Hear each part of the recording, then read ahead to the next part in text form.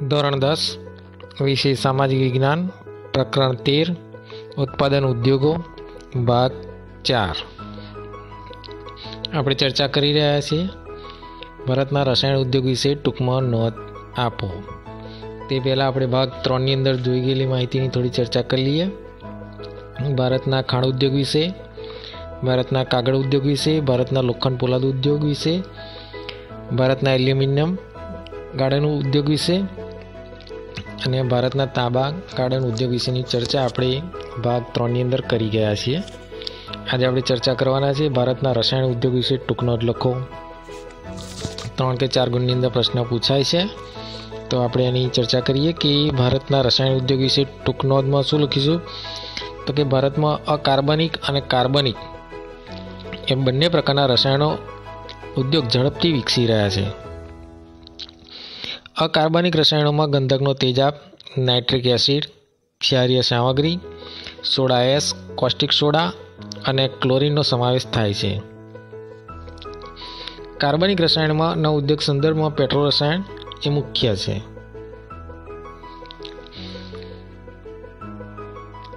તો અહીંયા આપણે જોઈએ કે કાર્બનિક અને અકાર્બનિક રસાયણો કયા છે, તો અકાર્બનિક રસાયણોમાં ગંધકનો તેજાબ, નાઇટ્રિક એસિડ, ક્ષારીય સામગ્રી, સોડા એસ, કોસ્ટિક સોડા અને ક્લોરીનનો સમાવેશ, જ્યારે કાર્બનિક રસાયણની અંદર ઉદ્યોગના સંદર્ભે પેટ્રો રસાયણ, પેટ્રોકેમિકલ્સ મુખ્ય છે।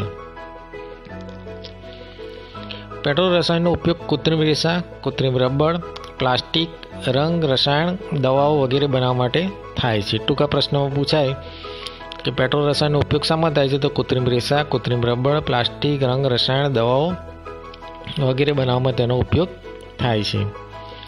અકાર્બનિક રસાયણ ઉદ્યોગ દેશના ઘણા બધા ભાગોમાં વ્યાપ્ત જોવા મળે છે, જ્યારે કાર્બનિક રસાયણ ઉદ્યોગ ખનિજ તેલની રિફાઇનરીઓ તથા પેટ્રોકેમિકલ્સ કેન્દ્રોની નજીક જોવા મળતા હોય છે।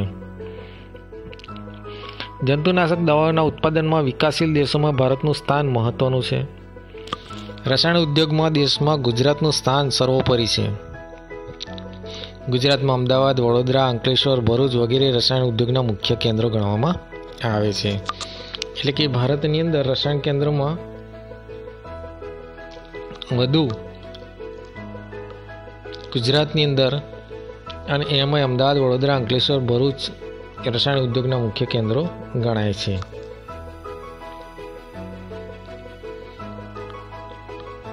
તો આ 3 ગુણનો પ્રશ્ન આપણે જોયો રસાયણ ઉદ્યોગ વિશે। આગળ ચર્ચા કરીએ આપણે ભારતમાં રાસાયણિક ખાતરની ટૂંકમાં માહિતી આપો।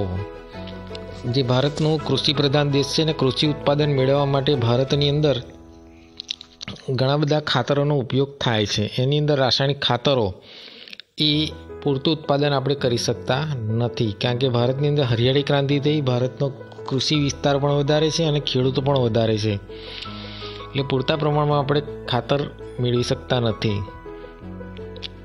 તો ભારતમાં રાસાયણિક ખાતરનું પહેલું કારખાનું 1906માં તમિલનાડુના રાનીપેટ ખાતે સ્થાપિત કરવામાં આવેલું, પરંતુ આ ઉદ્યોગ વાસ્તવિક વિકાસ ફર્ટિલાઇઝર કોર્પોરેશન ઓફ ઇન્ડિયા દ્વારા ઝારખંડના સિંદરીમાં સ્થાપનાથી થયેલો છે। હરિયાળી ક્રાંતિને લીધે ખાતરની માંગ વધવાથી તેમજ કુદરતી વાયુની સુલભતાથી દેશમાં ઘણા બધા ભાગોમાં રાસાયણિક ખાતરના કારખાના સ્થાપિત થયેલા જોવા મળે છે। દેશના કુલ ઉત્પાદનના 50%થી વધુ રાસાયણિક ખાતરોનું ઉત્પાદન ગુજરાત, તમિલનાડુ, ઉત્તર પ્રદેશ, પંજાબ અને કેરળની અંદર થાય છે।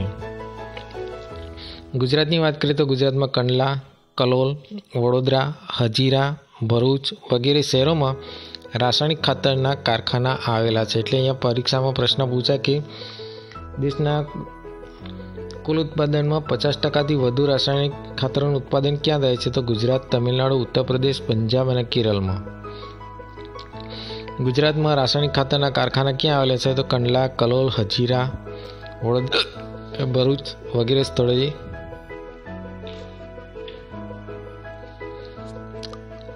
આપ જોઈ શકો છો રાસાયણિક ખાતરનું કારખાના કે જેની અંદર યુરિયા ખાતર આપણને જોવા મળે છે। રાસાયણિક ખાતર તૈયાર કઈ રીતના થાય છે એનું આ કારખાનું તમને જોઈ શકો છો। આગળ ચર્ચા કરીએ આપણે. તો ભારતના પ્લાસ્ટિક ઉદ્યોગ વિશે ટૂંકમાં માહિતી આપો. 2 ગુણનો પ્રશ્ન છે કે ભારતનો પ્લાસ્ટિક ઉદ્યોગને અંગ્રેજીમાં એને શું કહે છે? સનરાઈઝ ઇન્ડસ્ટ્રીઝ પણ કહેવામાં આવે છે. ખાલી જગ્યા પૂછાય છે બોર્ડમાં કે પ્લાસ્ટિક ઉદ્યોગને બીજા કયા નામે ઓળખવામાં આવે છે? તો સનરાઈઝ ઇન્ડસ્ટ્રીઝ તરીકે. તો ભારતમાં દર વર્ષે પ્લાસ્ટિકની ચીજવસ્તુની માંગમાં ઉત્તરોત્તર વધારો થતો રહ્યો છે. વોટરપ્રૂફિંગ અને બીબા ઢાળી શકાય તેવા ગુણને કારણે પ્લાસ્ટિકનો ઉપયોગ પેકિંગ, રસાયણોના સંચયન, ટેક્સટાઇલ, મકાન બાંધકામ, વાહન નિર્માણ અને ઇલેક્ટ્રોનિક્સ વગેરેની અંદર પ્લાસ્ટિકનો ઉપયોગ વધતો ગયો છે. અને આજે મોટાભાગે પ્લાસ્ટિકને કારણે પ્રદૂષણ પણ વધતું ગયેલું છે. ભારતની અંદર પ્લાસ્ટિકનું ઉદ્યોગના મુખ્ય કેન્દ્રો કયા કયા છે? તો દિલ્હી, મુંબઈ, કલકત્તા, બેંગ્લોર, વડોદરા, વાપી, કાનપુર, કોઈમ્બતુર, ચેન્નઈ વગેરે સ્થળોએ પ્લાસ્ટિકનું મુખ્ય ઉત્પાદન થાય છે. ગુજરાતની અંદર વાપી છે, વડોદરા છે, આ 2 સ્થળોએ પ્લાસ્ટિકનું ઉત્પાદન થાય છે. તો દિલ્હી, મુંબઈ, કલકત્તા, બેંગ્લોર, વડોદરા, વાપી, કાનપુર, કોઈમ્બતુર, ચેન્નઈ એ નકશાની વિગતની અંદર પૂછાય તો આપણે બતાવી શકીએ છીએ. તો આ પ્લાસ્ટિક ઉદ્યોગ એ ભારતની અંદર વિકાસ પામેલો છે. સાથે સાથે ભારતની અંદર સિમેન્ટ ઉદ્યોગ એના વિશે માહિતી આપવી જોઈએ. તો સિમેન્ટના ઉત્પાદનમાં વિશ્વમાં ચીન પછી ભારત બીજા ક્રમે છે. તો વિશ્વની અંદર પ્રથમ ચીન અને ભારતનો ક્રમ બીજો છે. ઉદ્યોગની અંદર અને ખેતી ઉત્પાદનની અંદર લગભગ જોઈએ તો ચીન આપણા કરતાં આગળ છે. અમુક પાકની અંદર જ ભારત છે, બાકી મોટાભાગનું ઉત્પાદન એ ચીનની અંદર થતું જોવા મળે છે. તો વિશ્વની અંદર સિમેન્ટના કુલ ઉત્પાદનના 6% જેટલું સિમેન્ટનું ઉત્પાદન ભારતમાં થાય છે. હવે સિમેન્ટ માટે કયો કાચો માલ જોઈએ? તો સિમેન્ટ ઉદ્યોગ માટે ચૂનાનો પથ્થર, ચીરોડી, એલ્યુમિના એટલે કે બોક્સાઇટ, ચીકણી માટી જેવા વજનદાર અને મોટી જગ્યા રોકતા કાચા માલની જરૂર પડે છે. સિમેન્ટનું ઉત્પાદન પણ વજનમાં ભારે છે, તેથી સિમેન્ટ ઉદ્યોગને કાચા માલના પ્રાપ્તિની સ્થાનોની નજીક જ સ્થાપવામાં આવે છે. તેને કોલસો અને વીજળીની પણ ખાસ જરૂર પડે છે. જેમ શેરડીના ઉત્પાદન માટે એના કારખાના એના ઉત્પાદન નજીક સ્થાપવામાં આવે છે, એ જ રીતે સિમેન્ટ ઉદ્યોગ માટે પણ એના કારખાના એના કાચા ઉત્પાદનના નજીકના સ્થળોએ સ્થાપવામાં આવે છે. એનું કારણ છે કે સિમેન્ટના ઉદ્યોગમાં વજનમાં ભારે હોય છે, તેથી સિમેન્ટ ઉદ્યોગને કાચા માલની પ્રાપ્તિની સ્થાનોની નજીક જ સ્થાપવામાં આવે છે. એના માટે કાચો માલ કયો છે? તો ચૂનાનો પથ્થર, ચીરોડી, એલ્યુમિનિયા અને ચીકણી માટી એ એના માટેનો કાચો માલ છે. સિમેન્ટ ઉદ્યોગ એ નોંધપાત્ર વિકાસ થયો છે. ગુજરાતની વાત કરીએ તો ગુજરાતમાં પોરબંદર, દ્વારકા, સિક્કા, સેવલિયા વગેરે સ્થળોએ સિમેન્ટના કારખાના આવેલા છે. આપણા નજીકના સ્થળોએ જ આ સિમેન્ટના કારખાના આવેલા છે. પોરબંદર, દ્વારકા, સિક્કા અને સેવલિયા વગેરે સ્થળોએ સિમેન્ટના કારખાના આવેલા છે. નકશાની અંદર પ્રશ્ન પૂછાય તો આપણે લખી શકીએ છીએ. સિમેન્ટના કારખાનાની વિગતો સંજ્ઞા સૂચિ સાથે આપણે પૂરી કરી શકીએ છીએ. સિમેન્ટનું કારખાનું તમે જોઈ શકો છો કે સિમેન્ટ કઈ રીતના ઉત્પાદન થાય છે. સિમેન્ટનું કારખાનું છે, સિમેન્ટની થેલીઓ છે અને એના માટેનો કાચો માલ પણ તૈયાર થયેલો જોવા મળે છે. 5 ગુણનો પ્રશ્ન અને દરેકના 2 ગુણના પ્રશ્નની અંદર જોઈએ તો ભારતના પરિવહન ઉપકરણ ઉદ્યોગ વિશે ટૂંક નોંધ લખો. તો ભારતમાં રેલવે, સડક, જળમાર્ગ અને હવાઈ માર્ગે થતા પરિવહન માટે અનેકવિધ ઉપકરણો બને છે. જેની અંદર આપણે પ્રથમ વાત કરી તો રેલવે. તો ભારતીય રેલ પોતાની જરૂરિયાતના ઉપકરણો જેવા કે રેલવે એન્જિન, મુસાફરીના ડબ્બા, માલગાડીના વેગનો વગેરે ખુદ જાતે જ ભારતમાં તૈયાર થાય છે. રેલવેના પાટા અને રેલવેના સ્લીપરો ભારતના લોખંડ પોલાદ ઉદ્યોગના કેન્દ્રોમાં બને છે.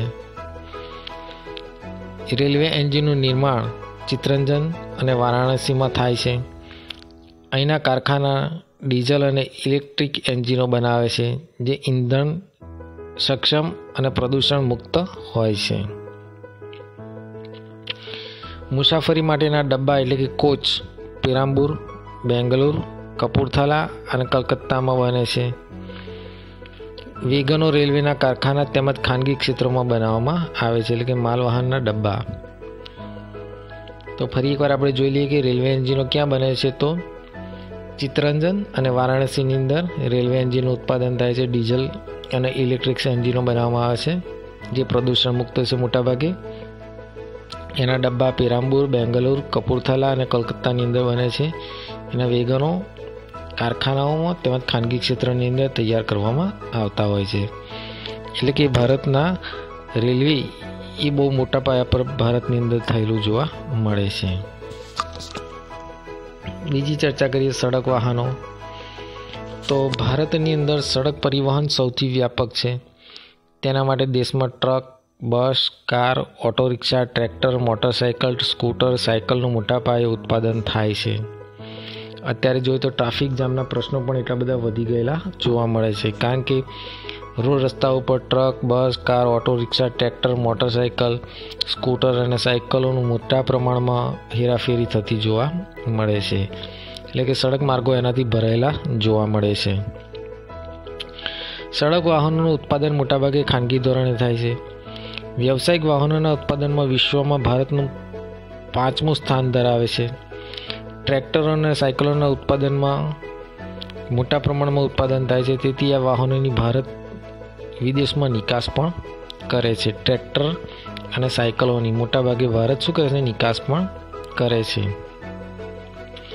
વ્યવસાયિક વાહનોના ઉત્પાદનમાં વિશ્વમાં ભારતનું સ્થાન કયું છે? તો 5મું સ્થાન. ખાલી જગ્યા કે ટૂંકા પ્રશ્નની અંદર પૂછે તો આપણે યાદ રાખવાનું.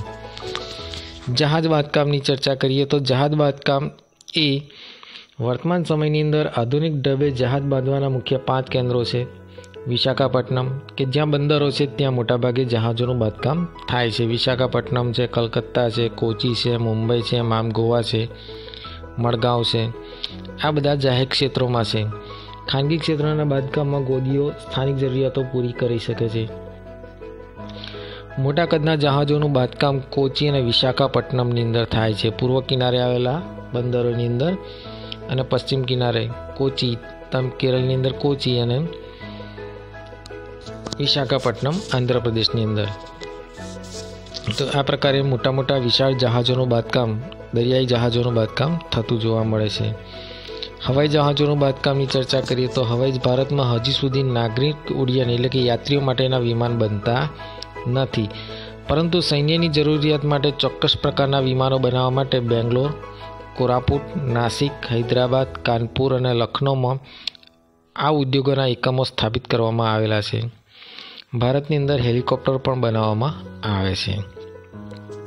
એટલે હવાઈ જહાજ, જહાજ બાંધકામ, સડક વાહનો અને રેલવેનું ઉત્પાદન ભારતની અંદર કરવામાં આવે છે. આપણે આ ભાગની અંદર આટલે સુધી જોઈએ. ભાગ 5ની અંદર આપણે જોઈશું ઇલેક્ટ્રોનિક્સ ઉદ્યોગ વિશે માહિતી આપો અને ઔદ્યોગિક પ્રદૂષણ અને પર્યાવરણ અતિક્રમણને રોકવાના ઉપાયો વિશેની ચર્ચા આપણે છેલ્લા ભાગની અંદર કરીશું. તો આજે આપણે ભાગની અંદર જોયું તે પ્રમાણે કે ભારતના રસાયણ ઉદ્યોગ, કાર્બનિક અને અકાર્બનિક રસાયણો, સાથે સાથે રાસાયણિક ખાતરો ઉદ્યોગની વિશે માહિતી, ભારતના સનરાઈઝ એટલે કે પ્લાસ્ટિક ઉદ્યોગ વિશે માહિતી જોઈ, ભારતના સિમેન્ટ ઉદ્યોગ વિશે માહિતી જોઈ અને ભારતના પરિવહન ઉપકરણો ઉદ્યોગ વિશે પણ ચર્ચા કરી. તો આ બધા પ્રશ્નો આપણે તૈયાર કરી અને પરીક્ષામાં પૂછાય તે રીતે આપણે લખી શકીશું. મુદ્દાવાઇઝ પ્રશ્નોના જવાબ આપણે લખી શકીશું. જય હિન્દ, જય ભારત.